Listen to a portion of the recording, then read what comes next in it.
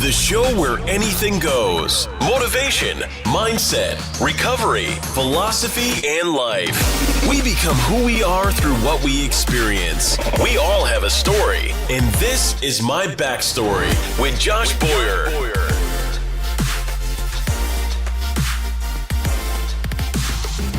Away we go. Episode number 14 of the My Backstory podcast with Ray Kerr, man. I'm super fucking pumped to be here, man. I came out here to Virginia Beach to do a podcast with Jeff Nichols, and I knew that there was other guys out here I wanted to talk to, but you miss 100% of the shots you don't take, you know? So I was like, hey, I'm just going to reach out to you and see if you were available. It ended up working out, so here we are, man. Yeah, appreciate it, brother. Thanks. Yeah. I'm gonna let Ray share his story with you guys, kind of what his backstory is, you know, what his upbringing was, where he grew up, what helped him get the mindset that he has now, which is phenomenal. And I want you guys to hear his story. So go ahead, Ray, take it away, man. All right. You know, we got to take it all the way back to actually 2 years before I was born. So the backstory. Actually, I am really Raymond Martin Kerr III. But on my birth certificate, it says Raymond Martin Kerr Jr. On 9/11/1970, my brother died a crib death. He was about 2.5 months old. Wow. So long story short, we fast forward to March 5th, 1972, and lo and behold, here I come into the world, and came into the world to a confused mother, obviously a scarred mother, and a angry father who had questions, you know, wanted to know why obviously his first child passed away in his sleep. Totally. So from the story I gathered, my birth certificate, my actual birth certificate says Raymond Martin Kerr III. It has a line through the 3, and my father put a junior in there, which joining the military and a few other things kind of really threw up some red flags because Raymond Martin Kerr Jr. is deceased. Yeah. So I think that's what started the whole ball a rolling, you know, and next thing I know, you know, I'm a couple years old. My parents get a divorce. And my first recollection of my childhood is, I remember it was on Walman Avenue. I'm from Dundalk, Maryland, not the best part of town, you know, white trash, Irish town. But my parents were arguing over who was going to get me. And I don't think it was arguing who wanted me. It was who's going to take me. Right. So, you know, that's kind of my first recollection. You know, hey, boo-hoo, poor me. But, you know, I grew up literally under the realm of my father, who was a motorcycle riding, skirt chasing, bar brawling, just hot-tempered guy who answered questions and answered his problems, the way he solved everything was with closed fist. Or one of my favorites was the belt when I was in the tub. Because what had happened is, you know, and this is where I think the mindset, I started figuring it out, is the first original mindset I had was, if I lie to this man, then I won't get in trouble. Because I was scared shitless of him because he would beat me. Because I live by three words. I got it on my coin, and it says motivate, educate, and decimate. And the reason why I chose those 3 words is because growing up, I had no motivation. I wasn't very educated. And as far as being the decimator, I was decimated mentally and physically. You know, he did the best he could with me, but he had been in some accidents. He had some brain injuries, and he was a very violent man by nature. Now, we fast forward till I'm 11 years old, and I remember it. I remember it like it was yesterday. My mother lived on 72 Hewing Drive, Reisterstown, Maryland. And, you know, it's funny because I can't fucking remember what I had for lunch last week, but I can remember that day. I can remember how cold it was, and I can remember everything. And it still haunts me. I came in from playing, and my dad was one of, I think, 5 or 6 kids. You know, back then everybody had big fucking families. Right. And my Aunt Betty, her name was Betty Long. She was a highly decorated Baltimore County police officer. They used to call her Wonder Woman, like 6'2". Like my dad and my Uncle Tommy were the 2 short ones, and everybody else was enormous. And she said, sweetie, I need to talk to you. And I said, sure, what do you got, Aunt Bet? And she said, your father was involved in a violent altercation, which at 11 years old, I had no clue. What the hell does that mean? So long story short, my father, who didn't have a license because he got his license taken away for DUIs and all this other stuff, got into a bar fight with we don't know whom, I'm using proper English there, and beat the shit out of a guy. And then after the fight was over, what the story I got is he had to walk home, and we lived about 2 miles away. So as he was walking home, I guess whoever he got into it with got into the car and run him down. Now, not only did they run him down, but the stories that were told were he got caught underneath the car, and literally when it was over with, there was nothing left. They never found the guy. There's probably more to it than that. So at 11 years old, I remember being just, screaming, God, why, angry as hell, pissed off, just wanted to kill everybody. But I also remember being scared. And the thing that I was scared about was the first real recollection I have of my mother was giving me up. Who's going to take me? And I think at that moment, if there was one defining moment in my life where I started figuring out that I needed to develop some type of mindset to get me through just this kick in the balls that life was giving me, From the time I was born, literally, I felt like I wasn't wanted. At 11 years old, my father's, murdered. Yeah. And then I'm being told I've got to go live with my mother who fucking didn't want me. Right. And I don't know. Do you think she didn't want you, or think she just feared your father just as much as you did and was like, nah, I better let him go with his dad? I've spoke to my wife about this countless times, and I think a lot of it is I remind my mother of my father, and I think that, obviously there were some bad things that happened, which I don't know about, but I think her looking at me brings back a lot of memories. And I think she tries to disassociate him and me because of the resemblance. I mean, I'm a spitting image of him. Right. Same height, same weight. I mean, his hair is redder than mine. Right. So at this time, I'm at school. I move schools, go up there, get in trouble. I'm living in Reisterstown, Maryland. And then my mother, after about a year of me getting bad grades and getting a lot of fights, decides we're going to move out to a place called Carroll County. It's the suburbs. And I'll never forget it. The first day, I'm in 7th grade of school. We even in public school back then, we said the Pledge of Allegiance. Yeah. That's what we did. God bless America. Yeah. And a kid, I'll never forget his name, is Mark Bosley. We ended up being friends. Called me Gay Ray.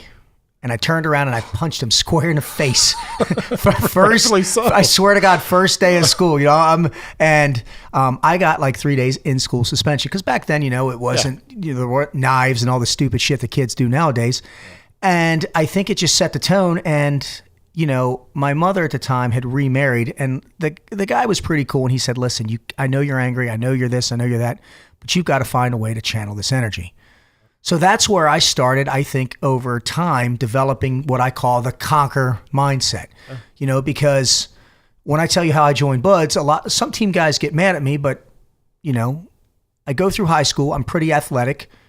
I do pretty good with the ladies, whatever. Grades, I wasn't your straight A student. I got C's and D's, but I was really good at sports, very aggressive. And, I fit in with everybody. But even though I fit in with everybody, I was just missing something. I was lost. I have the thing on the selection where I say I look like the All-American kid, but I just, I have groups of friends, the burnouts, the jocks, the hillbillies. I got along with everybody because I just didn't know where the hell I really was or who I was. Yeah. So I go off and I do some community college, which literally was just drinking and chasing ass. That's what I did. Yeah. And I remember, and it's funny, again, if this is the moment where, I was drinking, I was doing drugs, I was getting in fights, grades sucked, I was doing construction, and I'll never forget, I was, where we lived at, we had a big ranch, and I had my own bathroom, and I looked in the mirror one day, and when you look in the mirror, you should fucking see yourself. Oh, for sure. And I think at that moment, I saw exactly what my mother saw. I saw my father. And I swear to Christ, man, I must have looked into that mirror. It felt like for an eternity. And I'm just like, the counter's right there, and I'm squeezing the counter, and I'm just looking at myself going, what the fuck have you become? I became the barroom brawling, woman chasing, I had a motorcycle. I literally was turning to my father, and right there and then, brother, I said, no more.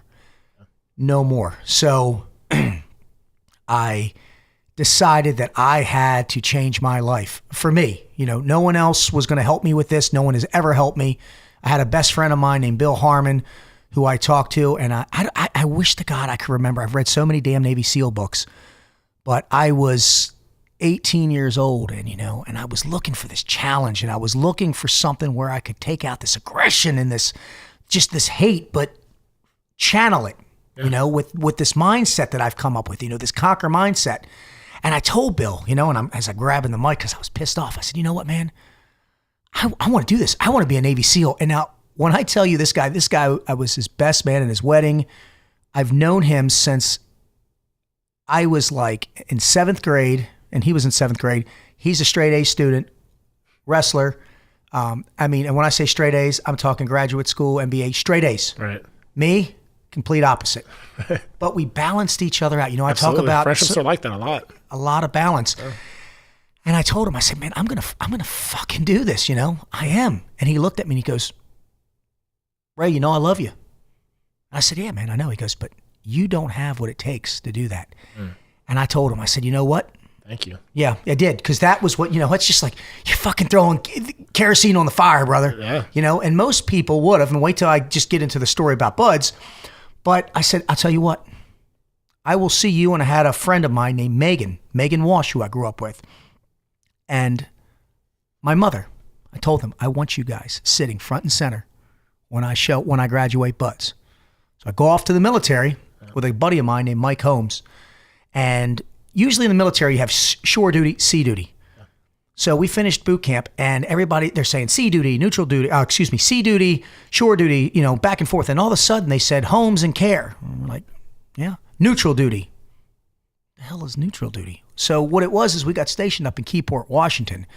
And I was assigned to a torpedo retriever. It's about a 72-foot wooden boat. Me and Mike were bigger than most of the kids. Right. And the regular Navy, if I can give anybody advice in the Navy, the regular Navy is so fucking easy. All you got to do is look the part, shine your shit up, and show up to work 15 minutes early. And you just rise to the top. You know, it's that easy. Yeah. You know, until I became a SEAL, life was easy. Then, you know, you're around people that are bigger, faster, stronger, better looking, you know, you name it.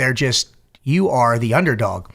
So, you know, I get assigned here. And shit's going good, man, you know, and it's all about, you know, I just applied that mindset, you know, the conquer. Each letter of conquer stands for something, you know, and that's what I use. So it's just like, you know, if you get into a firefight or shit gets bad, you fall back to that muscle memory, you know, and just like being a proficient shooter, you have 7 points of performance. Well, lo and behold, the word conquer has 7 letters to it. It's my fucking 7 points of performance to life. That's what I do. Yeah. So it was that easy, you know, and a quick story, and then I'll get into it, is, you know, I'm at my new duty station for like probably a month. And back then most of the guys, they get signed to galley duty, which sucks. You know, it's like up at 0 balls 30, you're cleaning, you're doing all this stuff. Whatever, man. I don't know. Well, anyway, one day we're all sitting outside because, you know, I didn't even have a car yet. You know, it's me and my buddy Mike, and we're with what I call the rowdies. We stood out from the minute we got there. We were bigger than them. We were more polite than them. They were dicks. They were lazy people. You know, when you get around somebody you just want to beat the shit out of? Totally. But, you know, we were new there, so we're doing our thing. And this guy comes up to us, which we didn't know who he was, but he was a petty officer first class. His name was Edwards. And we didn't know who he was. And he goes, hey, can anybody give me a hand? I need to move some lumber to the barracks. No one knew who he was. And everybody was like, And I just looked at Mike and I said, yeah, sure, man. We had no clue who he was. We'll give you a hand. Yeah. So we helped him for about an hour. And he says, hey, thanks so much, guys. What's your name? I said, I'm Ray Care. You know, at the time I was like a BMSN. I mean, we're fucking nothing on the totem pole. Right. And he goes, I'm Petty Officer First Class Edwards, just so you know, and I run the barracks. Oh, great to meet you. So one thing leads to another. And again, you know, it's all about that attitude, that presence, that mindset. Comes, you know, a couple days later, we're getting assigned duties, you know, and everybody's bitching, I got this, and I got this, and I got this. And all of a sudden it said, for me and Mike, to report to Petty Officer Edwards.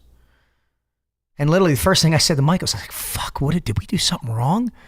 So we show up there and he's like, hey, listen, guys, here's the deal. No one else stepped up to the plate. No one else, you know, offered their time, and I want to reward you for this. I called in a favor. And we're like, what are you talking about? He goes, instead of getting up at 4:30 in the morning, you're going to show up at 8 o'clock and you're going to work for me till about 4. And he goes, and if you prove yourself right to me, because, you know, I had already got there. We're going to get into the whole SEAL thing. You know, I made it very clear. He goes, I will work with you around PT and stuff. Holy shit. Roger that, brother. So, you know, me and Mike are doing this. And, you know, Mike originally wanted to be a SEAL and women and other things deterred him, but I didn't. Right. So after about a couple weeks of working with him and our duty was done, he had already let me start working out. Hey, listen, show up to work at 9, but you better be at the gym. And he would check up on me. So, I was at the gym like 6, because we lived right there. Yeah. And it was great because everybody else lived in the shitty barracks. He even put us in barracks with E5s. We had to share a room, and there was 3 other rooms with E5s. And the deal was, hey, the common area, which was a couch and a TV, you guys got to clean and fill the fridge with water. Fuck yeah, dude. So my point to the story is it's all, you'd never know what that mindset and that mentality is going to do, or what door it's going to open. What door it's going to open. I call it the domino effect of success, So we do that, and the same thing happens. After that, they assign us to, his name was Dan Marrier. He was the dreaded craft master who had a boat who like everybody hated him. He's the one that had the fuck you tattoo in here and all the tattoos on him, raging, recovering alcoholic, and he loved us. Because every other boat had 7 people on it. Us was 4. Yeah. Me and Mike did the work of 5 people. Yeah. We didn't bitch. I was a BM, so I handled the boat stuff and shine and brass, and Mike handled the engine room. And what we did was we had to recover torpedoes by hand cranking these giant torpedoes in.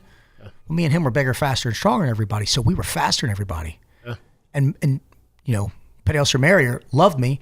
He made me do 6 months and then said, hey, I've heard you wanted to be a SEAL. And I was like, yeah, yes, sir. Well, I didn't say yes, sir. I said, yeah, boats. But I'm having a problem with my ASVAB. I didn't have the mechanical skills. You put me on a train's going 70 miles an hour east and another one's going fucking 80 miles an hour west. When do they hit? I don't know. I've never been on a fucking train. I don't know. The questions were so stupid and they didn't apply, or 3 holes, whatever. So, because when I first showed up, I took the ASVAB. I didn't score high enough. I either could have been a medic or a barber. Yeah, that's what I was wondering. Like, why you didn't go in as a? I did not have the combined score, and at the time, I don't even know. They started when I was in Buds. They started offering people to go straight out of Buds, straight out of boot camp, undesignated. They tried it, right? Undesignated. So guys were just showing up, going fuck this, and leaving. And I'll tell you a story about that, which you'll die for. You'll die when you hear it. But bottom line is, I had to take the ASVAB 3 fucking times. Oh, wow. 3 fucking times. Second time I took it, as God is my witness, I missed it by 1 point.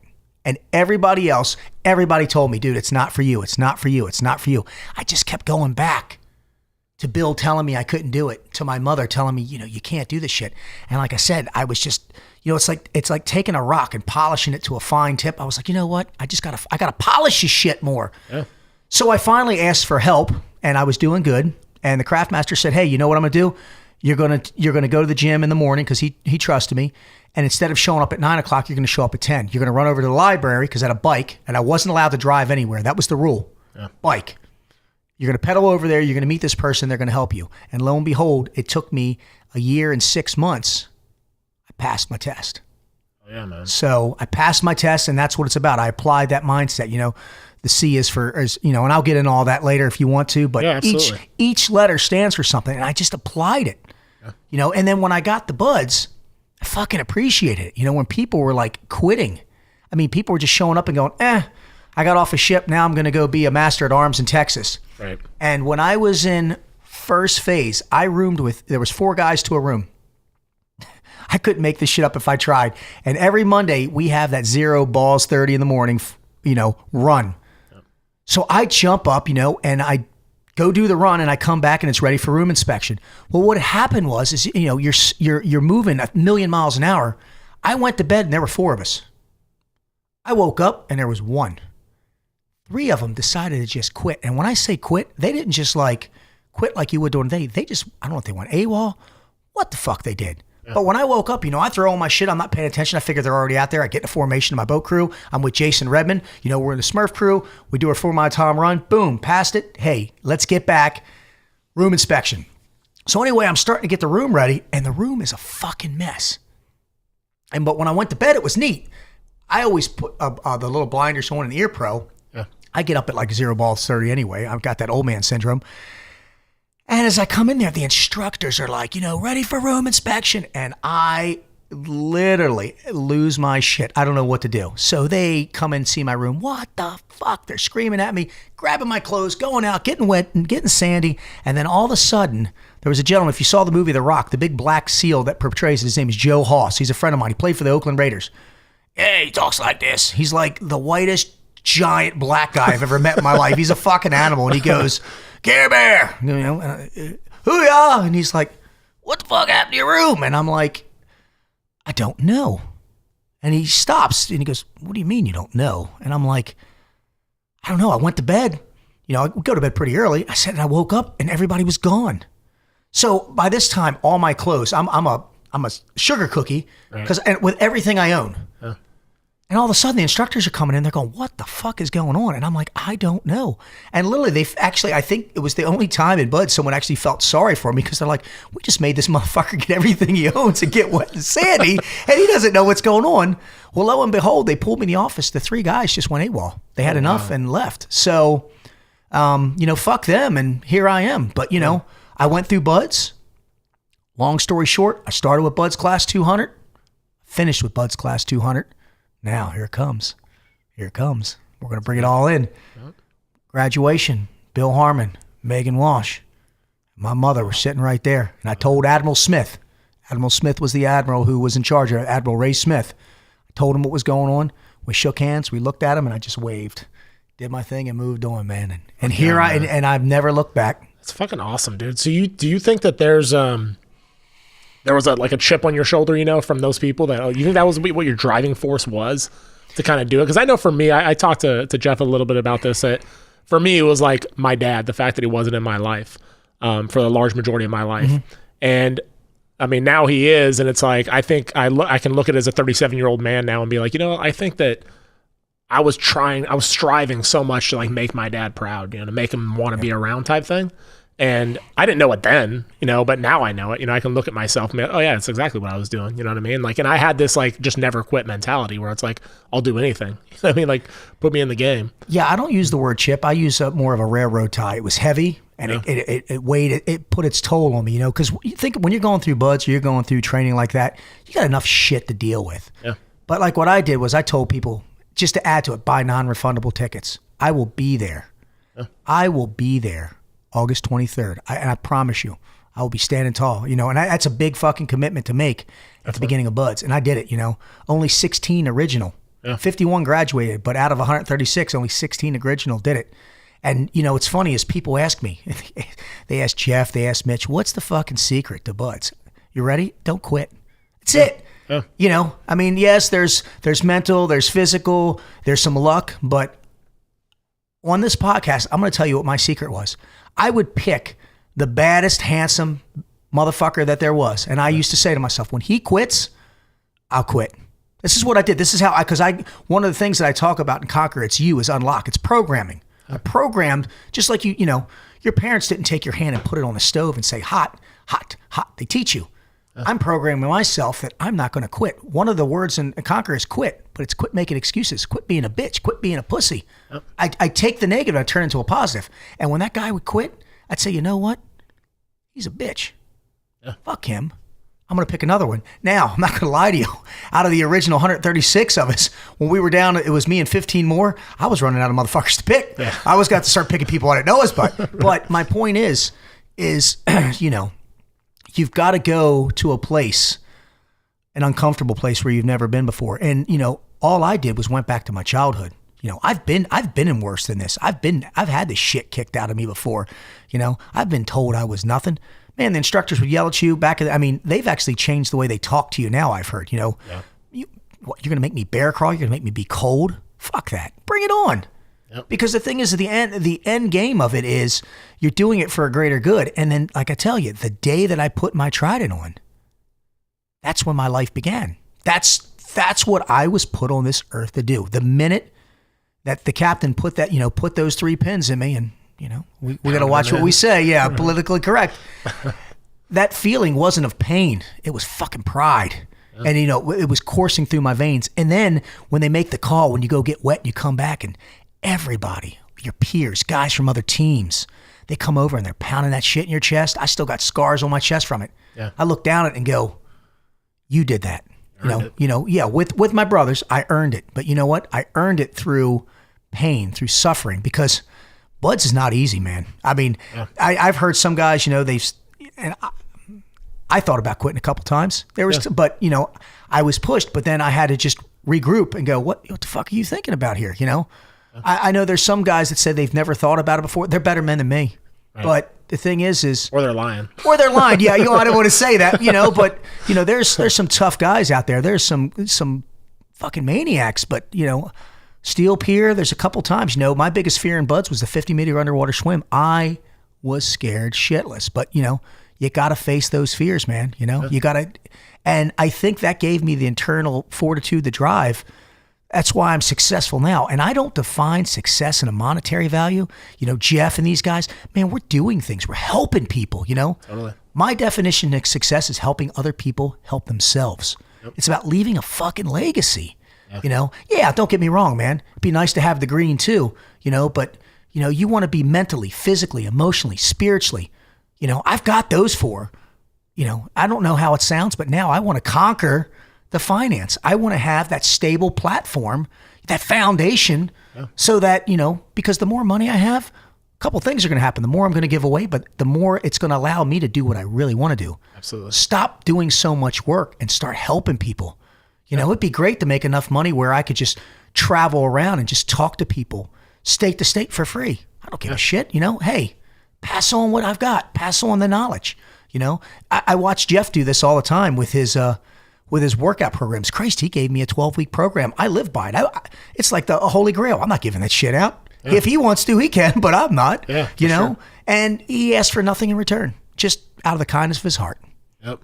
It's crazy because I hear your mindset stuff, and like for me, it speaks directly to me, because I love that kind of shit. But I think that there's so many people out there that they just aren't ready for it yet. They're not ready to hear it. They're not ready to. They want to.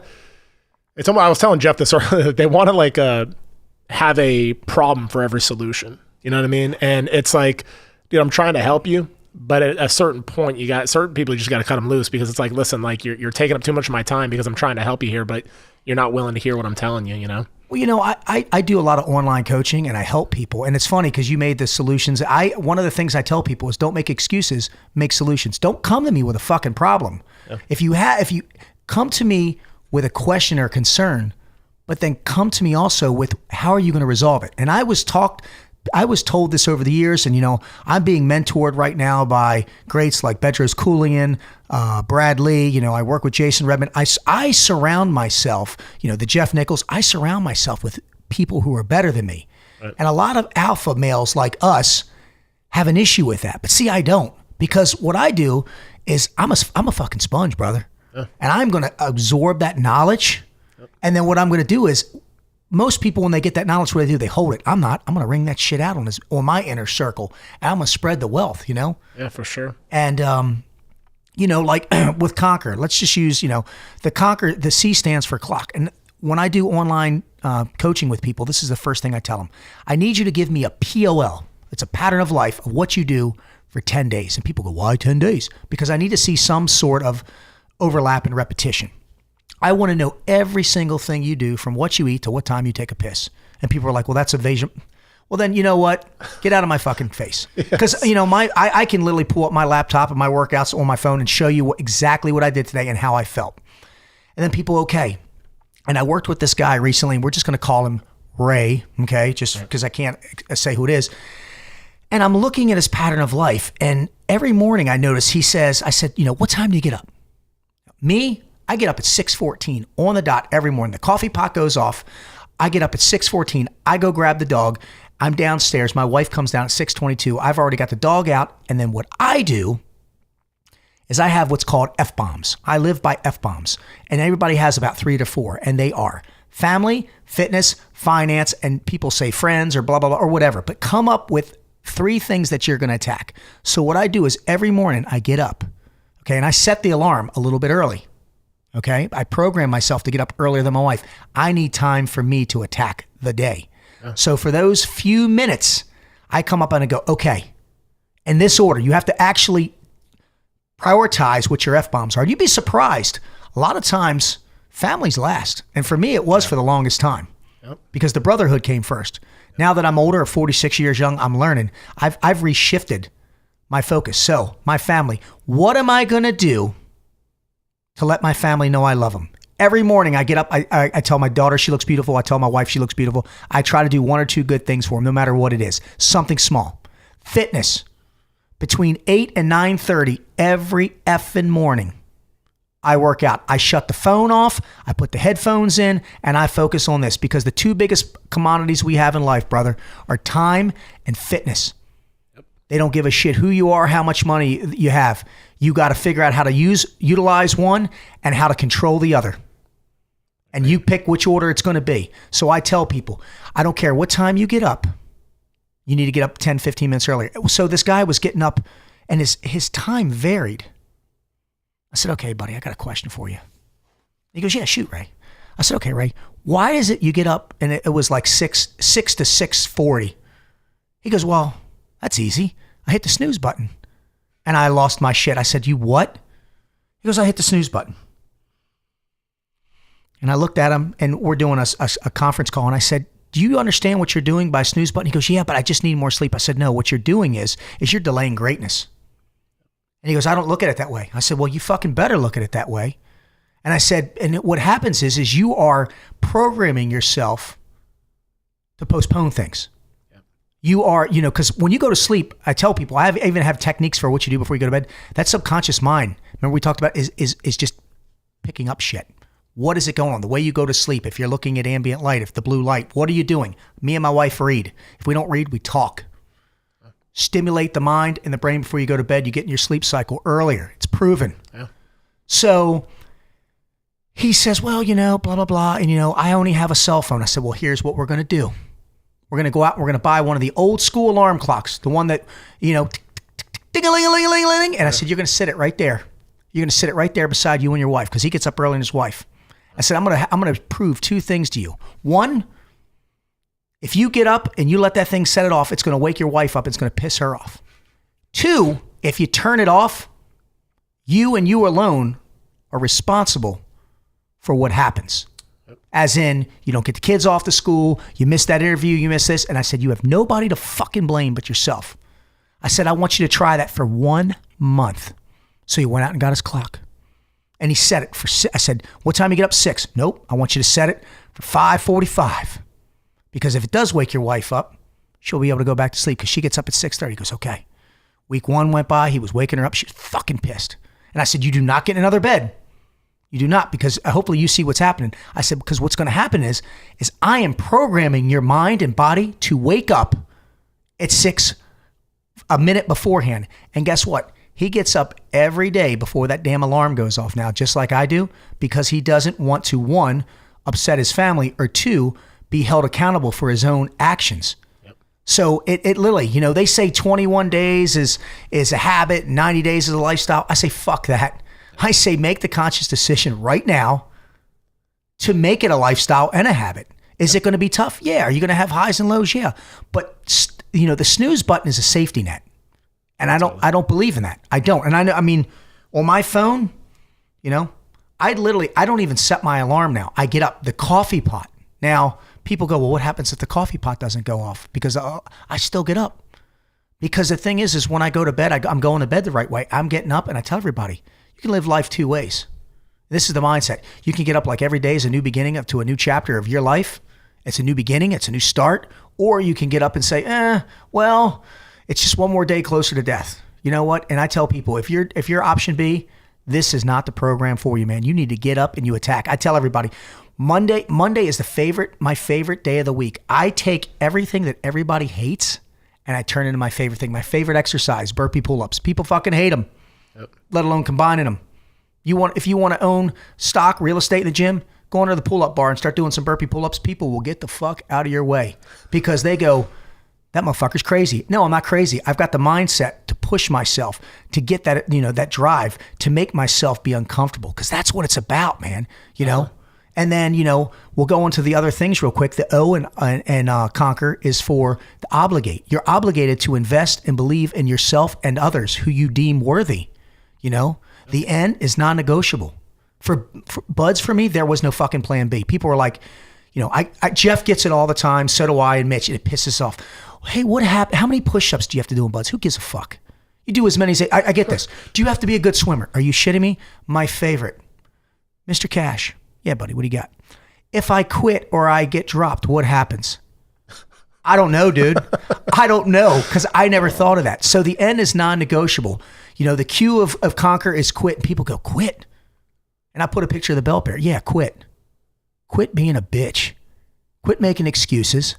Quit trying to be other people. I mean, I can go and quit forever. And we talk about programming ourselves about that bell. People avoid that bell like the plague. Second phase, I was in charge. I volunteered to shine that bell. I took that bell off every fucking night and I ran back to my barracks with it, and I built this little sleeve and this little sock because God forbid if that thing rang, people be looking for miles away. What the hell? And I ran with it and I'd set it down. And my buds, in first phase, I was with Tom Bostic. In second phase, I was with Jose Hoban, little Asian kid, man, who shined the floors like no fucking other, man. He's a beast. And he would be like, I don't understand, man. We avoid that bell and you want it. I said, you damn right I do, because I respect it. I take care of it.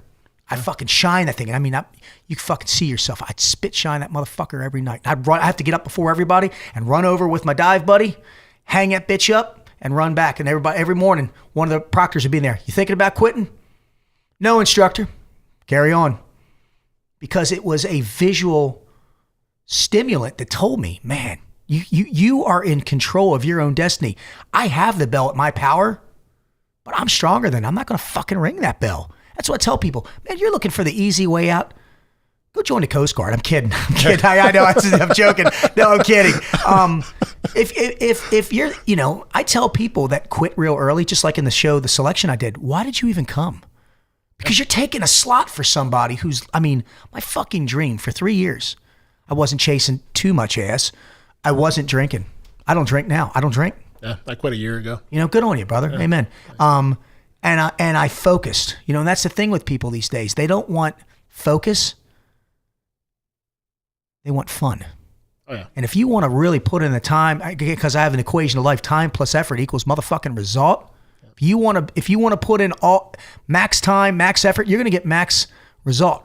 Yep. You want to put in something, and in that equation, there's piss poor, or there's a piece of pussy that I want instead, or I went out and drank last night, or dude, you have nobody to blame but yourself.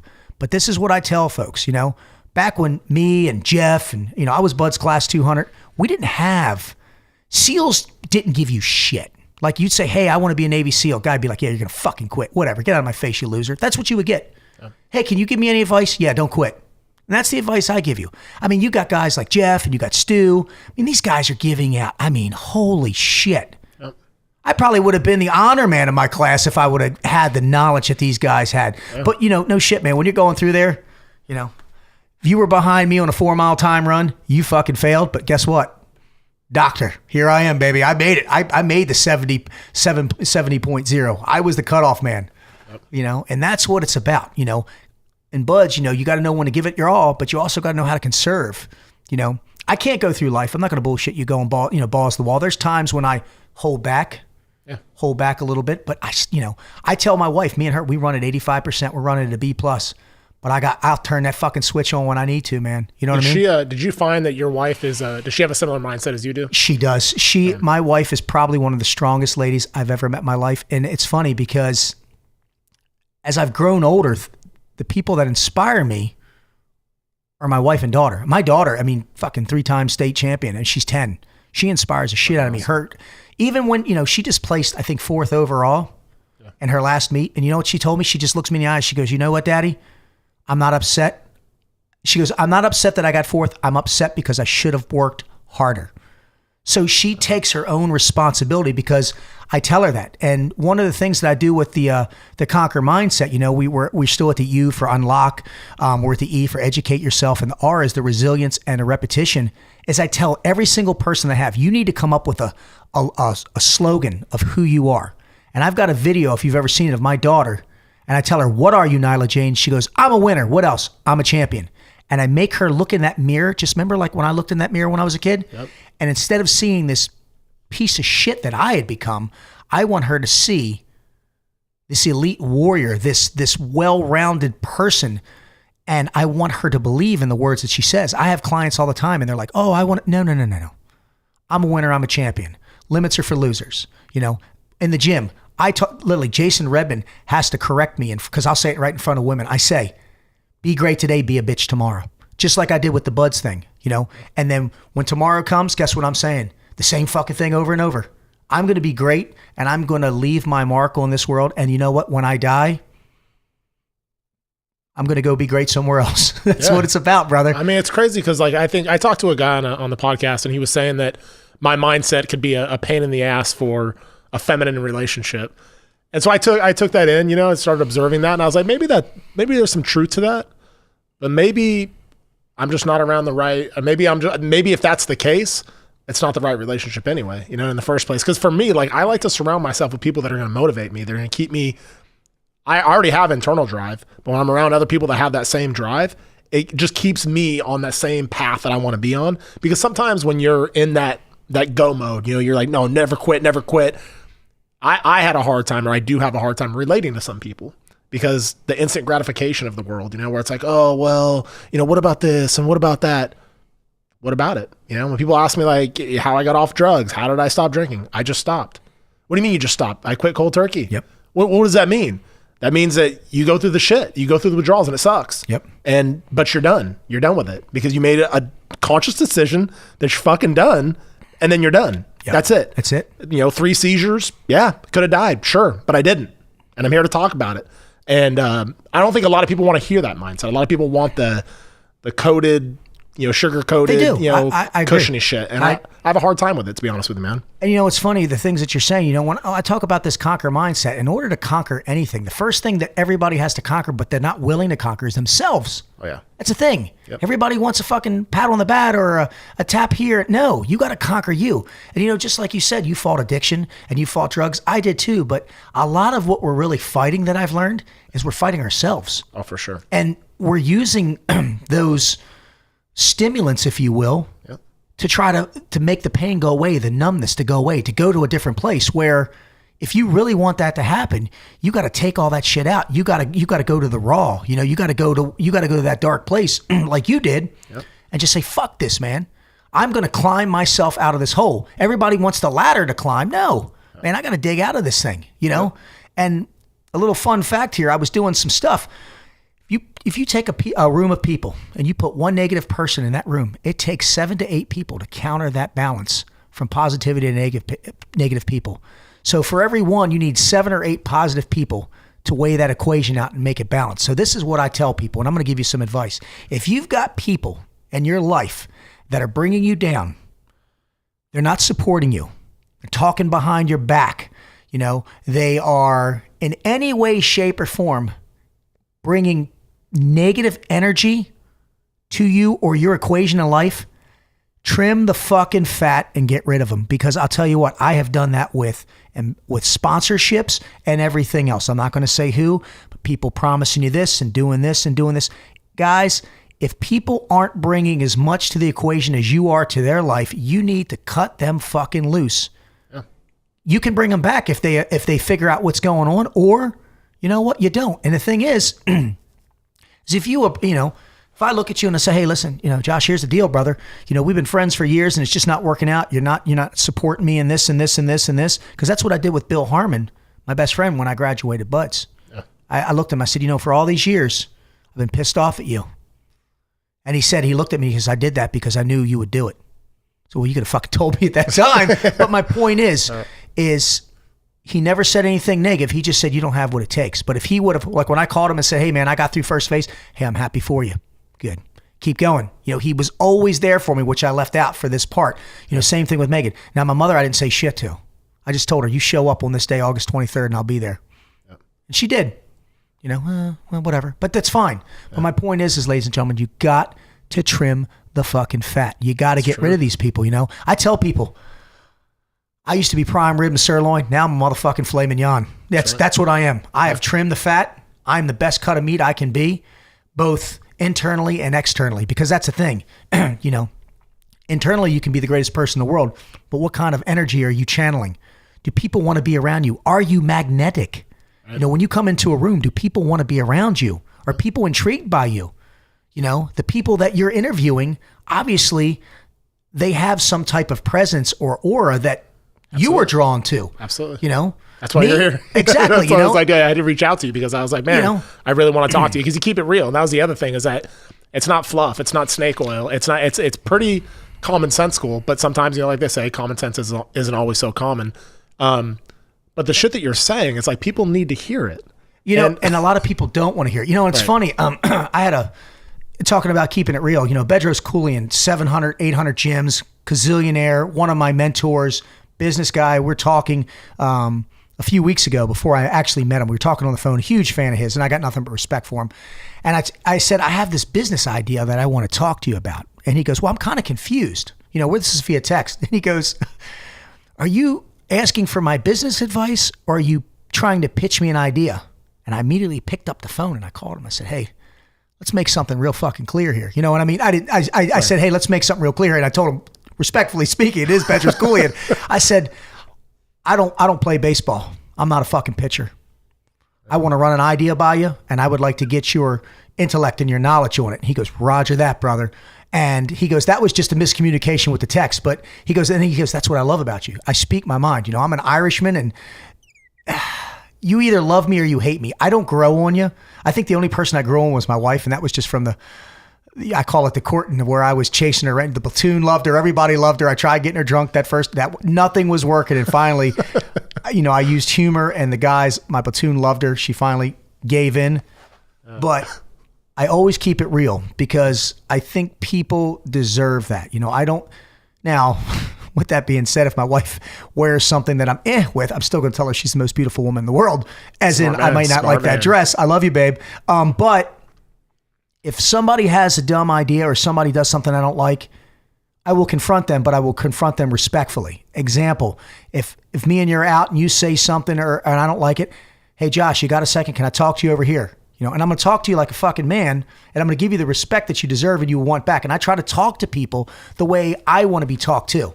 Right. Now, if somebody's doing something that's blatantly, dangerous, yeah, I'm going to fucking snatch him up and say, hey, man, what the fuck? But if, it's, what the deal, man. You're at the bar and your one buddy's just starting to get out of control. You've been there. He's just starting to make an ass of himself. It's like, hey, man, stop being a dick. Yeah, for sure. Or, you know what? I've been that guy before. Oh, yeah. Hey, man, it's time to go home.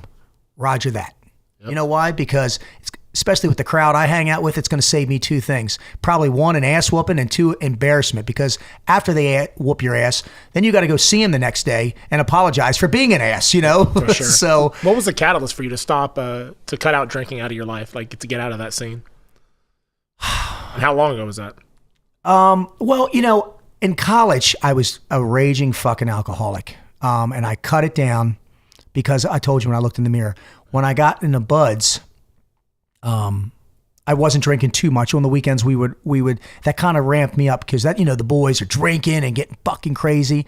And, I got into a couple fights. Actually, my trident got postponed 6 months because I got in a bar fight. I put a bottle in a guy's face.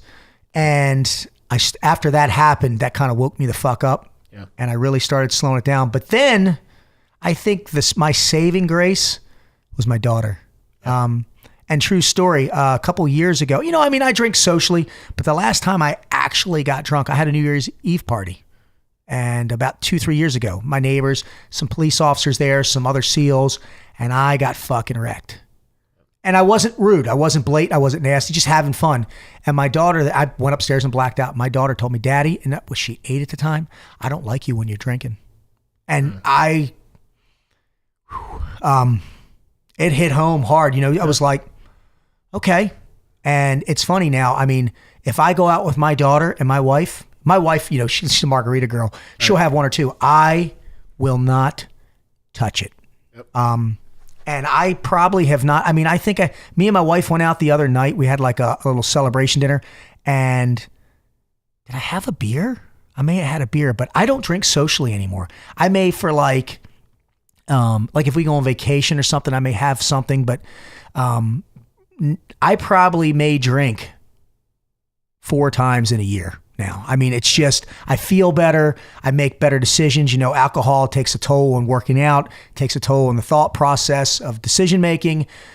And not to mention, it upset my little girl. And I'm not going to be that guy to my kid like my father was to me. So I think it all stems back to that, brother. Yeah, I mean, that's kind of the deal with me with my kids. You know, I wanted to be the best version that I could possibly be. And a lot of people have asked me, I wasn't a raging alcoholic. I never was a raging alcoholic. I definitely did some shit that I wasn't proud of when I was drunk. I've been down that road like most people have, where it's like you wake up, you try to put all the pieces back together. But for me, it was like you talked about trimming the fat. Not only did I want to trim the fat as far as people were concerned, but also of shit in my life that didn't serve me anymore. So it's like, what does alcohol do for me? Okay, it's not good for my body. It makes me, helps me. My judgment is off. It puts me in situations where I could potentially end up in jail, or I could, it's just not smart. So I wanted to get rid of anything in my life that didn't serve me anymore. So that was just one of those things I had to go. Plus, it just makes me a better, more present father. Which is ideal, obviously. But what is I'm going to ask you two questions. Yeah. Sure. First one being that if you had one person or one book that inspired you the most, that basically like helped shape who you are today, who would that person be, or what would that book be, and why? Ooh, wow. Well, what's funny is I didn't really start reading, really getting into books till later on in my life. So, God, and I hate giving these two guys plugs because I love them so much. But the two books that I've probably read more than any other book in my life, and I've done the audio book in that, is no shit. It's Jason Redman's The Trident. His ability to overcome, who I work out with every morning. Just the failures that he went through to become the man that he is, has a huge impact on me at so many different levels because I can relate. Books to me that I can have to have some type of relation. And the other book, and I know I've been talking about them all fucking day long, is the Bedros Keuilian, the Man Up. And people go, wait a minute, that's not a fucking Navy SEAL book. You're right, it's not. Right. It's a book about a guy who comes from fucking nothing, who made himself into something, and he did it the honorable way. And I think that's the American dream, Yeah. He's an immigrant like me, and he comes from nothing, but he's never lowered his standards. He's never tried to be someone that he's not, just like Jason, Jason could be doing all these movies and doing all this shit and, like other people do. And he's like, that's just not him. And I respect people for that shit. And I'm saying, if he does, great. But, like I tell people, and like Bedros told me, he's like, make sure you're telling the story the way you want to tell it. Right. Don't let other people write your fucking book. And I get it. People been asking me, it's funny. I'm one of the few Navy SEALs that don't have a book. And I do have an idea for a book. And you ready for this? Here's the book. It's literally going to be a book, 365 pages. And every day it's going to be a quote, a motivational quote to get you up off your ass. And at the beginning of the book, it's going to say, this is the story about Ray Cashcare, former Navy SEAL, who did this with the SEAL teams. And underneath that, it's going to go, bull fucking shit. This is a book to get you off your lazy ass and get you motivated. Right. Because I want to tell my story the way that like I can relate to people that have told theirs. But to answer that again, it would be in this order: The Trident, and that's, I get no plug for that, Jason Redman, and Bedros Keuilian's Man Up. And people go, well, he's a fitness entrepreneur. Yeah, but he's also both of these guys are also fathers. They're patriots in their own way.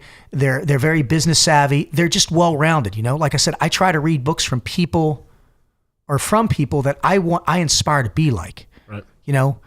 Perfect example, I'm working out with Jason Redman this morning. Motherfucker's been shot like I don't know how many times, arm, face, all over the place, sprayed up his body armor. And we're working out, and a guy told me, he goes, why the hell are you working out with Jason Redman? You can squat 600 pounds, you can do all this, and you do this. And I said, because he's physically and mentally stronger than me. And he goes, he's not physically stronger than you. I said, well, I'll tell you what. The day that I get fucking shot across the chest, through the arm, and the fucking AK goes through my face and I'm still in here working out like this, then I can say, yeah. But until then, and I mean, it's funny, me and Jason had this conversation this morning because he did the same thing. He's like, dude, you crushed me in the gym. No, I don't. No, I don't, man. I've got two good arms. We posted something today. I beat him by 2 minutes. I got two good arms. I got two big fucking grape ape arms. Right. He's got an arm and a half and he's right behind me. So if you go time plus effort equals result, he's getting max result. Me, I'm not. So, and the same thing with the Man Up book. Guy comes from nothing. Everybody told him he was never going to amount to anything. I can relate. He had to deal with this, and this, and he overcame, and that's the thing. Me and Jason are coming up with this new concept. You ready? Conquer and overcome. Boom. Why? Because that's what life's about, man. Totally. That's it. On all aspects of life. And I think that's the deal too with going through buds and being a Navy SEAL is what a lot of men actually aspire to. And I have a certain a reverence for that career field and for that mindset, because it takes a special person to be able to go through it and not fucking quit. But there's other people out there like Bedros that they may not have gone through buds, but they have a similar no quit mindset in a different way. And you don't need to be a SEAL to have the warrior mindset. And, and I don't know if you've seen some of the things he does, but he gives hundreds of thousands of dollars to charities, and he tells me, who do you want to be when you grow up? And I'm 2 years older than him. I said, you.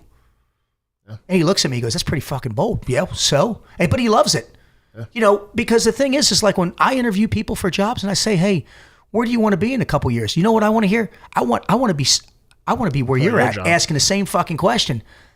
And then I tell people, well, come get it. And that's the same thing, but well, you want it, come get it.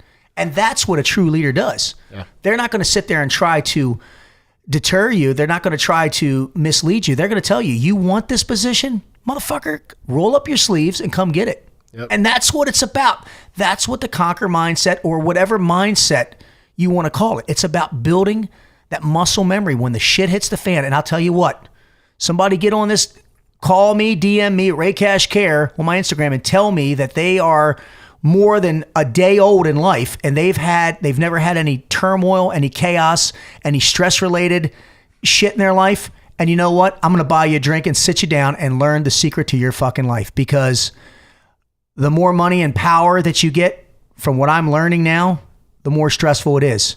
If you're going overseas, it's not just stressful on you, it's stressful on your family. So my thing is I try to teach people the 7 points of performance and how to conquer themselves and or help conquer the ones that they love. As in conquer, as in work together. I got to watch how I say that. Yeah, sorry. Totally. I am married. I don't conquer my wife, brother. It's the other way around, right? No shit. So the other question I'm going to ask you is, if there's one thing, man, that in your life that you could, take back. And I don't like to call it regret, because regret's a horrible thing to carry. But if there's something in your life that you could teach somebody to say, you know what, man, if I could do it all over again, I would have done it this way. And you could save them the heartache. What would that lesson be, and why? What's the main, most important lesson you could give somebody? The most important lesson I would teach somebody, and I still haven't learned how to do it, is learn how to forgive. Because I am a heartless bastard when it comes to that. And you go, wait a minute, Ray, you've been telling me how you want to give and give and give. Yes, I do. But there's certain people in my life who have wronged me, and I have not learned how to deal with that demon yet. And what I could say to people who have family issues like I have is, when certain people leave this earth, I don't know how I'm going to feel. Right. I hope that I'm going to be upset, but then part of me is, then it's like, should I have made amends earlier in my life? I don't know. That's the one demon that I don't know how to attack right now. And I'm too proud to forgive. Maybe it's not pride though so much. Maybe it's just protection, where it's like, hey, it might be, and I'm too scarred to forget. Does that make sense? It makes perfect sense. And what I would tell people, if there's any way that you can resolve conflict issues with your inner circle, I'm talking family members, be better than me and try to find a way to do it. That's the one thing that I have not been able to, I don't want to say conquer. It's the one thing that I'm not willing to conquer yet. When it comes to things like that, I wish I had something a lot more inspirational, but that's probably my biggest downfall. Is I've been hurt by certain people so bad, the scars, just because the pain, even, I have a scar on my leg right here, where I broke my leg in half. Every now and then, it'll act up, the weather, and it'll ache, and I'll look down at that and I'll look at it and go, shit. I remember from lead climber. Well, the same thing happens here in the heart and the mind. Yep. And I remember, and the thing is the one thing that I have taken out of that is I will never let my children feel that way. Never. No matter where I am on the planet, no matter where, and I'm not going to it doesn't matter. I call my daughter every night before she goes to bed, and I call her in the morning to tell her she looks beautiful. I don't care where I am. I've always done it and I always will, because I don't ever want her to go a day thinking that she's not loved or wanted like I did for most of my childhood. Yeah, that's heavy, man, because I think, and it's funny, I actually just posted something about it, how it's like every podcast I do with people that I've never met before, you being one of them, there's always like a takeaway for me. Always like gnarly takeaways where I'm going to go back, I'm going to think over on this podcast, I'm going to re-listen to it, I'm going to be like, man, because what you just said right now spoke to me, because I don't talk to my mom, I don't talk to my brother, I don't talk to my sister. And why? There's too much pain there. And so you have to ask yourself, like, is that something I'm going to regret later? Like, am I going to regret not talking to them? Or is it just better for me and my family to stay away? And I think where I'm at right now in my life is it's better to stay away completely because it's safer. And see, what I'm doing is I'm putting my families first. Absolutely. Me, this doesn't have to do with me. If it was me, I'd never again. But when it affects, and it did affect my family, my daughter, when my daughter said, hey, why doesn't so-and-so love me? That's when me and my wife took a step back. She looked at me and she's like, something needs to be done. And I did something about it, because I am not going to let that tradition fall on her. I will not. And it's been a few years since this incident happened. And my daughter, she doesn't even question it anymore. It's just one of those things. At first it was, why doesn't so-and-so and this and that. And, I'm not going to get into names. Yeah, but now, she's 10 now and she understands, I'm doing this for her, and she's learning from it too. Daddy, I will never be like good. Right. Then you know what? I'm still getting a positive out of it. My daughter is learning something positive. She's not learning to hate. She's learning how to love. Yeah. And I think I carried a lot of I guess guilt, or I guess it would be guilt was a word, because I felt like I was shortchanging my kids, by not having certain family members in their life, but it's like, but am I though? Because I think I'm a better person. I think I bring my best self without those people in my world. Yeah. So it's like, hey, I bring my best self. I can be the best dad, most present dad for them without those people around. Cool. Then that's what I'm going to do, But I think that as a dad, you're always questioning, am I making the right choice here? Am I going to pay for this later? Like, what's the deal? But anyway, man, I really, truly appreciate you coming on, man. I honestly never know what response I'm going to get from people when I reach out to them, but I really appreciate you being willing to come on, man. I appreciate it a lot. It was an honor, brother. Thank you. And I think a lot of people are going to really resonate with this mindset podcast for sure. That's what it's about, brother. Passing on that message and helping others help themselves. Absolutely, bud. Thanks, man. I appreciate it. Thank you, sir. All right, bye-bye. Thank you for listening to My Backstory. Stay motivated and stay connected off the show. Follow at my_backstory_ to be a part of the journey to recovery and to see where your story goes. Or visit us online at hereismybackstory.com.